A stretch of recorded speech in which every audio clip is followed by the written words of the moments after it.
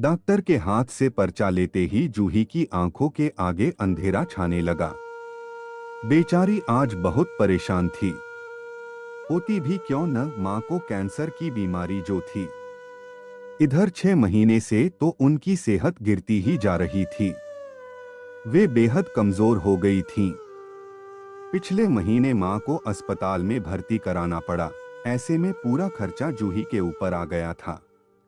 मां का उसके अलावा और कौन था। पिता तो बहुत पहले ही चल बसे थे। तब से मां ने ही जूही और उसके दोनों भाइयों को पाला पोसा था। तभी जूही के कानों में मां की आवाज सुनाई दी, बेटी जूही, जरा पानी तो पिला दे, होंठ सूखे जा रहे हैं मेरे। अपने हाथों से पानी पिलाकर जूही मां के पैर दबाने लगी। पर्चा पकड़ते ही वह परेशान हो गई। अब क्या करूं, रिश्तेदारों ने भी धीरे धीरे उनसे कन्नी काट ली थी। जैसे जैसे वक्त बीतता जा रहा था, खर्चे तो बढ़ते ही जा रहे थे। सब कुछ तो बिक गया था। अब क्या था जूही के पास।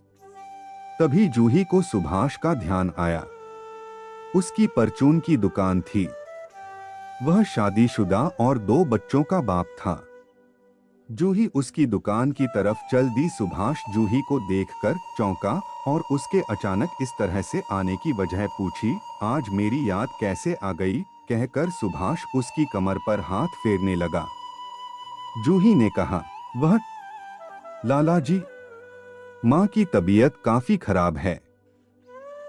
मैं आपसे मदद मांगने आई हूं। दवा तक के पैसे नहीं हैं मेरे पास, कहते हुए वह हिचकियां लेकर रोने लगी। जूही की मजबूरी में सुभाष को अपनी जीत नजर आई। बोल न, क्या चाहती है। मैं तो हर वक्त तैयार हूं, बस तू मेरी इच्छा पूरी कर दे। बोलते हुए सुभाष ने उसकी तरफ ललचाई नजरों से ऐसे देखा जैसे कोई गिद्ध अपने शिकार को देखता है। जूही सुभाष की आंखों में तैर रही हवस को पढ़ चुकी थी। वह तो खुद ही समर्पण के लिए आई थी।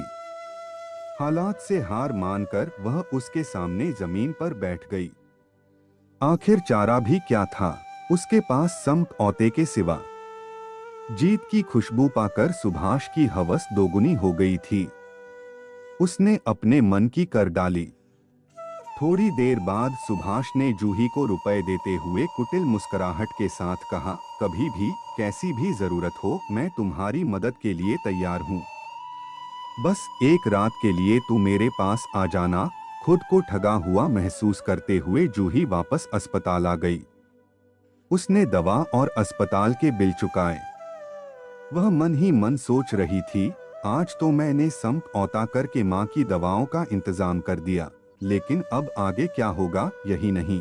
जूही को अपने दोनों भाइयों की पढ़ाई और खाने पीने के खर्च की भी चिंता सताने लगी थी। अब जब भी पैसों की जरूरत होती, जूही सुभाष के पास चली जाती और कुछ दिन के लिए परेशानी आगे टल जाती। वह अक्सर अपने को दलदल में फंसा हुआ महसूस करती, लेकिन जानती थी कि रुपए पैसे के बिना गुजारा नहीं है। धीरे धीरे मां की सेहत में सुधार होने लगा। भाइयों की पढ़ाई भी पूरी हो गई। नौकरी मिलते ही दोनों भाइयों ने अपनी अपनी पसंद की लड़कियों से शादी कर ली। मां ने जब भाइयों से घर की जिम्मेदारी लेने को कहा तो उन्होंने खर्चा देने से मना कर दिया। अपनी जिम्मेदारियों से मुंह मोड़कर वे अलग हो गए। घर का खर्च, मां की बीमारी, डॉक्टर की फीस व दवाओं का खर्च, इन जिम्मेदारियों को निभाने के लिए जूही को बस एक सहारा दिखता था, सुभाष। लेकिन जूही अब थक कर टूट चुकी थी। एक दिन मां ने उसे उदास देखा तो वे पूछे बिना न रह सकी, क्या हुआ आज तुझे, तू इतनी चुप क्यों है? और उसकी पीठ पर प्यार भरा हाथ फेरा। जूही सिसक कर रोने लगी। वह मां से लिपट कर बहुत रोई। मां हैरान भी हुई और परेशान भी, क्योंकि सिर्फ वे ही जानती थीं कि जूही ने इस घर के लिए क्या क्या कुर्बानियां दी हैं। कुछ दिन बाद जूही की मां हमेशा के लिए इस दुनिया से चली गईं। उनके जाने के बाद जूही बहुत अकेली रह गई। इधर सुभाष को भी उसमें कोई खास दिलचस्पी नहीं रह गई थी। जिस मकान में जूही रहती थी वह भी बिक गया। सब सहारे साथ छोड़कर जा चुके थे। जूही ने एक कच्ची बस्ती में एक छोटा सा कमरा किराए पर ले लिया और लोगों के घरों में रोटी बनाने लगी। रोज सपने बुनती जो सुबह उठने तक टूट जाते थे, फिर भी उसने हिम्मत नहीं हारी।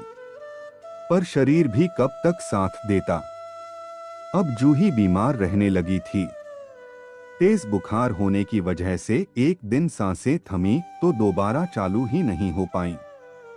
आज उसने फिर एक नया समझौता किया था मौत के साथ। वह मौत के आगोश में हमेशा हमेशा के लिए चली गई।